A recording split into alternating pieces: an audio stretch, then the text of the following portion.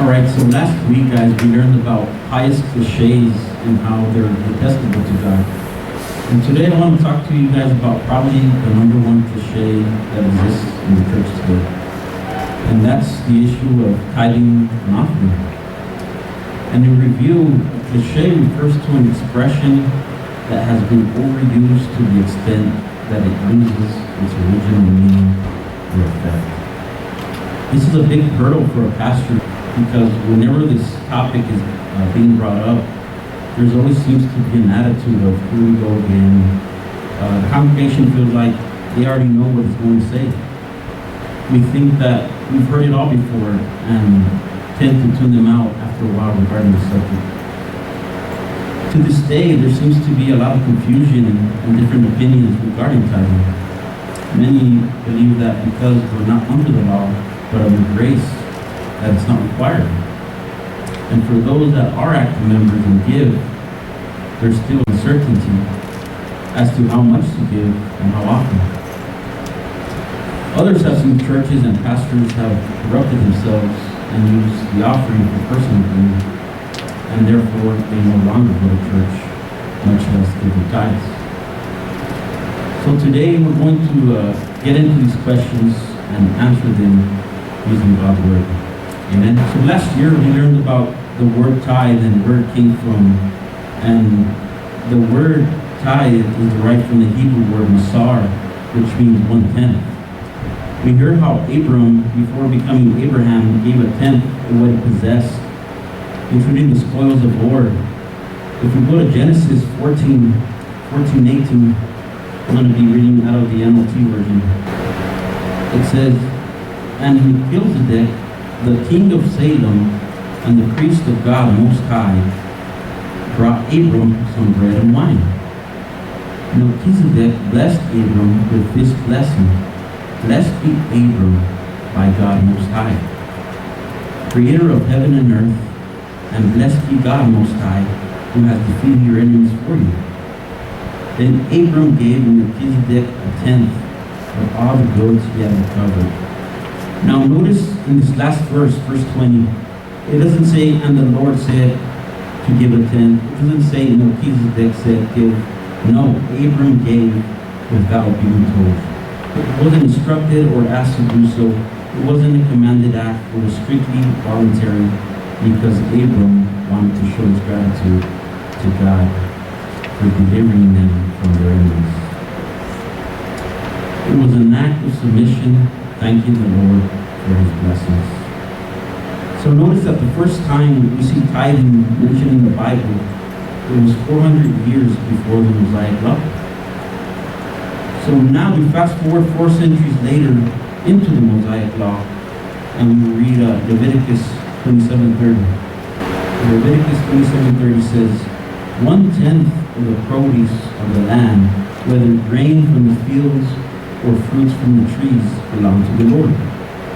And you must be set apart to him as holy." Let's read on to verse 32. It says, "Count off every 10th animal from your herds and flocks, and set them apart to the Lord as holy." So if you have 10 goats, you give one up to the Lord. If you have 10 pounds of grain, you surrender one to the Lord. Verse 33 goes on to say, "You may not pick and choose between good and bad animals, and you may not substitute one for another." That means if you couldn't go and give God your scrawny, small goat, no, it was in accordance to the abundance that you had.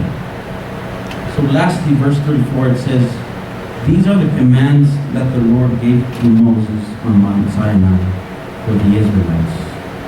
So now it officially became part of the law. So as you can see, it wasn't just giving God 10% of your money. No, it was of everything you own, from the food, the wine, the crops, the livestock, to belongings. A tenth of pretty much all you have. So moving on to the end of the Old Testament, we listen to God as he speaks to disobedient people in Malachi 3:8. Malachi 3:8 says, God asks, "Will man rob God? Yet you rob me, but you ask, how do we rob you? In tithings and offerings." You are under a curse, the whole nation of you, because you are robbing me. Bring the whole tithe into the storehouse, that there may be food in my house. Test me in this, says the Lord Almighty, and see if I will not throw open the floodgates of heaven and pour out so much blessings that you will not have enough room for it. So here God, who knows and sees everything, accuses his people of being thieves, for not giving tithes and offerings unto him, and because of that they are cursed by God. But then he issues a challenge: put me to the test, if you don't believe me, and see if I will open heaven for you and bless you beyond measure. You see, they were robbing God to have more, but because of this, they ended up less. Because they didn't have God's blessing, but rather the. And yes, this scripture is used tremendously in the church today to guilt Christians into giving. But that's not the purpose of the tithe, and we'll talk about this in a little bit. So now, we've got a history lesson in the Old Testament. What does the New Testament say about tithe and giving? What about being under grace and not the law? What about Jesus? What did he say about giving? Let's go ahead and go to 1 Corinthians 16:1. It says, now regarding your question about the money being collected for God's people in Jerusalem, you should follow the same procedure I gave you to the churches in Galatia. On the first day of each week, you should each put aside a portion of the money you have earned. Don't wait until I get there and try to collect it all at once. So through this scripture, we can establish that one, the giving is on a regular basis. It's on a consistent basis. It says on the first day of each week. Second, that it be personal. It says each and every one of you. And third, that it be proportional, putting aside a portion of the money you earn. Proportional giving is essentially the more God has blessed you, the more you ought to give. The more you're blessed, the more you should give. Notice it doesn't mention the word tithe or 1/10, but rather a portion. That is in proportion of how much God has blessed you. So some Christians to this day only give 10% because it's financially beneficial to them. And they hold back, but they really should be giving 20-25% or more because of course they're not blessed. So to put this into perspective, a man who say makes $25,000 a year, 10% of that will be $2,500.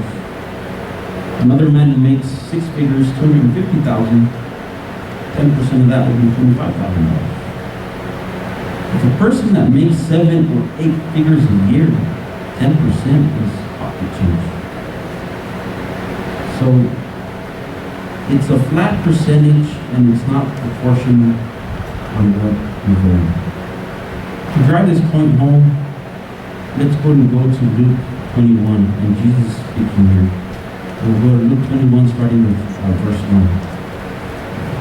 And it says, while Jesus was in the temple, he watched the rich people dropping their gifts in the collection box. Then a poor widow came and dropped in 2 small coins.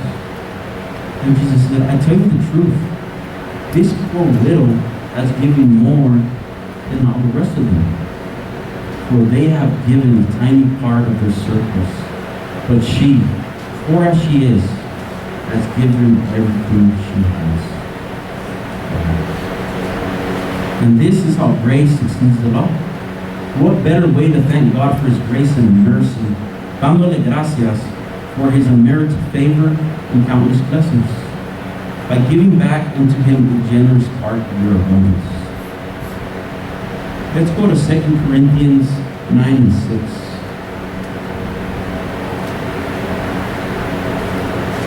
2 Corinthians 9 and 6. It says, remember this, a farmer who plants only a few seeds will get a small crop, but one who plants generously will get a generous crop. You must each decide in your heart how much to give. And don't give reluctantly or in response to pressure. For God loves the person who gives cheerfully. And here's God's promise in verse 8. And God will generously provide all that you need. Then you will always have everything you need and plenty left over to share with others. The purpose of tithing is explained very clearly both in the New and Old Testament. Going back to 2 Corinthians chapter 9, let's go to verse 12. It says, "So two good things will result in this ministry of giving. The needs of the believers in Jerusalem will be met, and they will joyfully express their thanks to God. The needs of the Christians will be met, and they will joyfully give thanks to God." How about the Old Testament? Let's go to Deuteronomy 13:22. It says in the Living Bible translation, "You must tithe all your crops every year. Bring this tithe to eat before the Lord your God at the place he shall choose as his sanctuary. This applies to the tithes of grain, new wine, olive oil, and the firstborn of the flocks and herds." The purpose of tithing is to teach you always to put God first in your life. To teach us to put God first in your life. And here lies the problem. We pay our rent, our cars, our bills, our food, our credit cards, and whatever's left, if anything, we pay really often less. This type of mindset tells us a lot about our priorities, about what is more important in our life. We put God last and give him the leftovers. Remember the first commandment, Mark 12:30, to love the Lord your God with all your heart, mind, soul, and spirit. That means God first. Everything else is secondary. Notice that it doesn't say to love God with all your money, but rather don't love your money more than you love God. That's why Jesus said, "If you love me, I will obey you." But more often than not, we don't obey God in this regard because we don't really trust him. Some of us, we have low incomes and tight budgets, high debt. We tend to procrastinate putting our tithes aside because we don't know if we'll have enough left. Whenever we feel this way, turn to the Word of God.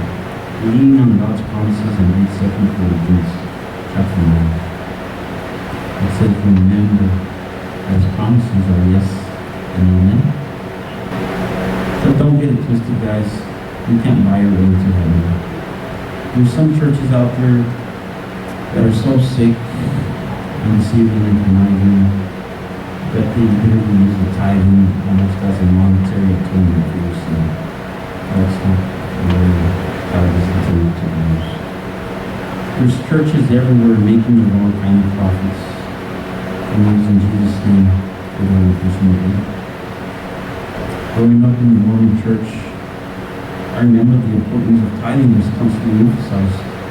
We couldn't serve in any type of ministry or even consider an active member if you weren't a consistent tither. And I remember they would give temple recommendations to married couples and would base it partly on tithing. And if you didn't give, you weren't worthy to even go into quote unquote God's temple.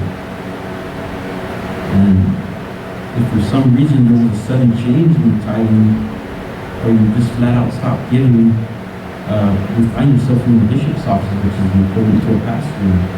You'd have a conversation that went something like this: "Brother or sister, we couldn't help but notice that your offering has steadily declined over the past few weeks. Is there something going on we don't know about?" So prosperity teaching was definitely their cup of tea. In fact, the very first sermon I gave to a church congregation was actually on this topic. And I was 10 years old, and I remember my dad, helping me do the research and the study. But I remember one particular scripture from their version of the Bible, the Book of Mormon, that stayed with me to this day. And it stated in Spanish, "El que es diezmado no será quemado," meaning, "For he that is tithe shall not be burned that is coming." In other words, if you don't pay your tithing, you will burn in hell when Jesus comes back. So I shared my testimony with you guys that after I graduated high school, I was inactive in the church. I didn't go to church for over 14 years. And then after I repented and seek God, He showed me the truth about this false religion and their doctrine. And He showed me that this supposed church was actually an international, worldwide, multi-billion-dollar corporation. They had dozens of companies under the church umbrella's name, and they were all supported and financed by the tithing for its faithful and deceiving members. So I was in complete shock. I almost felt like a recovering alcoholic. I went through stages, denial and isolation, anger. I just couldn't believe it that my own parents had raised me in the Lord. I felt so deceived, so lied, overly hurt. And in fact, every time I would see the Mormon missionaries, I would challenge them on purpose and ask them questions that I knew they would have the answers to. So I was very bitter in that regard. But thank God I made it through the final stage, which was acceptance and forgiveness. And after I met Johnny on my wedding day, I remember him talking about the small, independent, non-denominational church that was called Tithe Purpose. And he extended me an invite, and because of my background, my first instinct was to say no. But because of the fact that it was my wedding day, I think it was way more open to it. I think what caught my attention the most was that it wasn't Baptist, it wasn't Methodist, Pentecost. It was standalone. So of course my initial reaction was to say no, but just something inside of me said, give it a shot. So we did, and we attended the following Sunday, and we never left. But you know what really blew me away about this place? Above the friendly environment, the fellowship and camaraderie, the passion inspired, charismatic, spirit-filled servants, what captured me the most was the open honesty and transparency regarding tithing. For the first time, I actually went to a church that actually gave me a statement of what tithing is going over how much the rent was, the electricity, everything. So that just blew me away. And I challenge you guys, I don't think you ever see this in any church you go to. So we learned that in order to become a true friend of God, we have to be completely honest and transparent with Him. So I thank God that He led me and my family to a house of true worship, where transparency starts at the top and leadership on the bottom. So you see mega churches everywhere, where as soon as you walk in, you see a bookstore, a CD, DVD store, a coffee shop, a theater, literally catering to the youth to make you look like a minimal.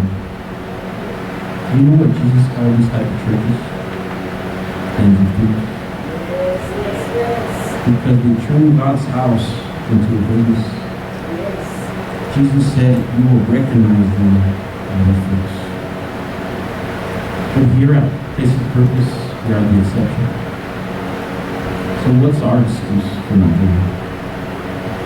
I went 14 years without paying time to God. But the way I see it, I went back at 14 years with interest. But you know, guys, there's so many ways to give, and it's just not limited to tithing. You can support ministries overseas. You can volunteer. Give of your time and energy here locally to support various homeless shelters, ministries, looking after orphans, widows, the blind, the sick and the disabled. And it doesn't always have to be me. God just wants you to give of yourself, of your time, and your energy. That sounds familiar, doesn't it? To be a friend of God, you need energy, time, and love. That's how that works. So, in closing, there's a saying that says, no one has ever become poor by giving. It's no wonder that Jesus said, it is more blessed to give than to receive. Let me tell you guys, it would really be a shame for this place to throw down its doors if no one would support it. I've been around for a minute. I really confused religion with God, and just like Pastor Mike, I had no relationship with him for 14 years. Until I came to this place, I got to know what truth is, who God is, and not religion. It's a personal relationship with Him. And that's what I'm trying to pray with. Father God, I ask you for your forgiveness, for our selfishness, for our pride, for robbing you, Father. Thank you for help us to put you first, for that is the first commandment. If we love Him, we will obey Him. Help us in this people. And we say that if we do, we will be able to follow. We will be blessed beyond measure. Thank you for all of this. In Jesus' name.